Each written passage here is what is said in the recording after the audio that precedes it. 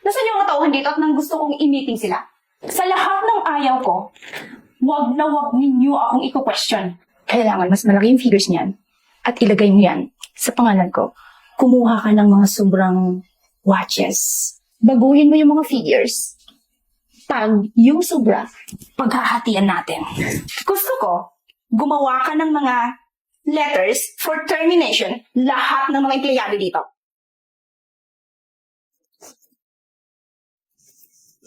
Hi, ma'am. Good morning. Good morning. Sino po sila? Hindi mo ako kilala? Hindi po. Sino ka ba?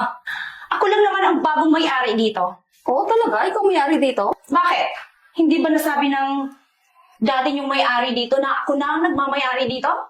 Hindi po. Nasaan yung mga tauhan dito at nang gusto kong i-meeting sila? Tatawagin ko po. Maghintay lang po kayo dyan. Alright, everyone. Good morning. I have to introduce myself first.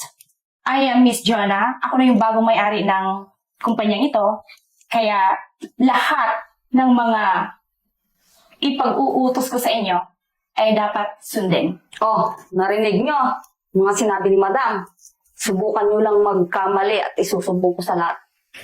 By the way, sino ka ba? Madam, ako pala si Pam. Yung sekretary po nung may amo dati. Don't worry, Madam. Lahat po ng mali dito, isusumbong ko sa'yo. Nasaan yung dating may-ari po? Hindi man lang siya nag-hand-over or sinabihan man lang kami. Bakit walang abiso?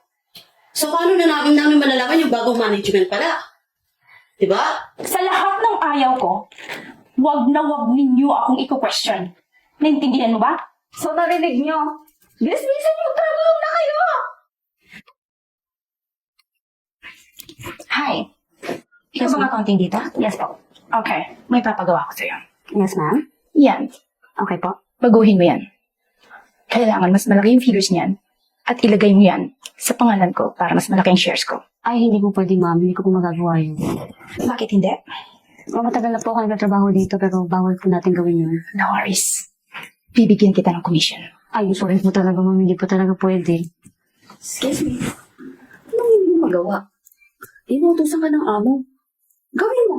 O kaya send mo yan sa akin akong gagawa. I-send mo yan sa email ko. Bilis-bilis. Okay. Ako pong gagawa niya, ma. Don't worry. Thank you. So, Hi, madam. ikaw ang janitress dito? Opo. Okay. Dahil wala namang CCTV camera dito, gusto ko, kumuha ka ng mga sobrang watches at ilagay mo sa bag mo. Mamayang hapon, pag uwian na tayo, magkahati tayo. Gusto mo yan? No, madam. Hindi ko po magagawa yun.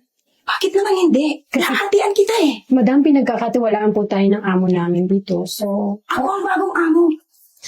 pero po hindi ko po magagawa yun. Pasensya na po. Ang ganda nun. Ang ganda ng mga watch. Ano? Hindi mo magagawa? Simple-simple lang. Kukuha ka lang nga eh. Di ba?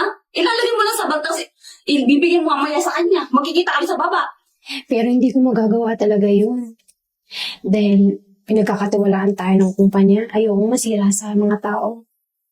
Mas ka dito. Don't worry, madam. Ako pong gagawa mamaya. Sigurado ka? Opo. Makikita na lang po tayo sa baba mamaya, okay? Good girl. Good morning, ma'am. Anong ginagawa mo? So, ordering ma'am ng supplies po? Oh, so you are the purchaser. Yes, ma'am. Alright. Now, mag-order ka. Ngayon, baguhin mo yung mga figures. Pag yung sobra, paghahatian natin. Pasensya na po.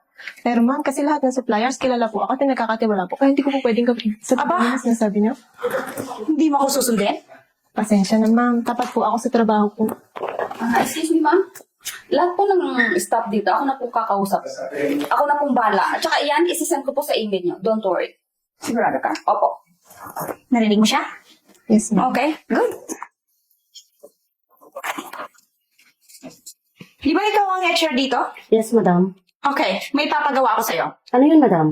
Gusto ko, gumawa ka ng mga letters for termination lahat ng mga empleyado dito.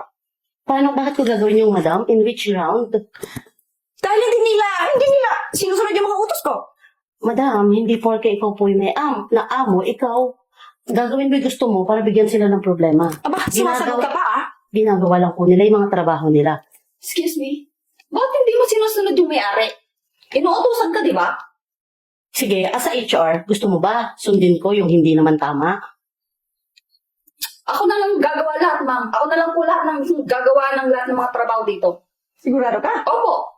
Tingnan mo, inuutosan mo sila tapos hindi nila kayang gawin. Madam, bilang HR, kailangan maging patas ako. Okay. Anyway, I have to go. Ikaw nang bahala dito. Sige po, ako na po Thank you. pakausap sa kanila. Anong ginagawa niyo dito? Ba't nandito kayo? Mag-resign na po kami kasi hindi ko po kaya magdago ng figures po. Ano? Bakit? Ako rin, madam, magre-resign na ako kasi hindi ko kaya yung pinapagawa mo. Dapat fair tayo as a human resources, so hindi ko kaya yung ganyang trabaho. Mabilisan na din po kung tanda, hindi ko po kaya manloko ng tao. Di ba ikaw yung janitress? Opo. Magre-resign na din po ako kasi hindi ko po kaya yung pinapagawa niyo kunin yung mga watch. Hindi mo ba alam na nakakatulong yun sa iyo? Hindi po. Hindi po nakakatulong sa buhay at sa trabaho yun sa kumpanya. Hindi ako papayag na mag-resign kayo. Bakit po? Hindi po namin kayo pinapagawa nyo. Dahil dito ko nalaman kung gaano kayo kaloyal sa inyong kumpanya. Dito ko nalaman kung gaano kabukal ang loob ninyo na magtrabaho dito sa kumpanya. At bibigyan ko kayo ng increase. Hindi lang yon. Bibigyan ko pa kayo ng bonus. Talaga? Sir, isa ba yung pagsubok? Madam, pagsubok ba yan? Deserve ninyo yan dahil sobrang loyal ninyo sa kumpanyang ito. At natutuwa ako dahil ako nga yung bagong amo ninyo. Pero ganyan na yung pinakita ninyo sa akin. Lubos akong nagpapasalamat sa inyo. Maraming salamat. Thank you, madam. Thank you. Salamat po. So, madam, paano yung sip-sip? Paano po ako?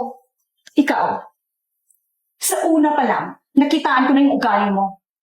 Simula bukas, hindi ka napapasok. You're fired.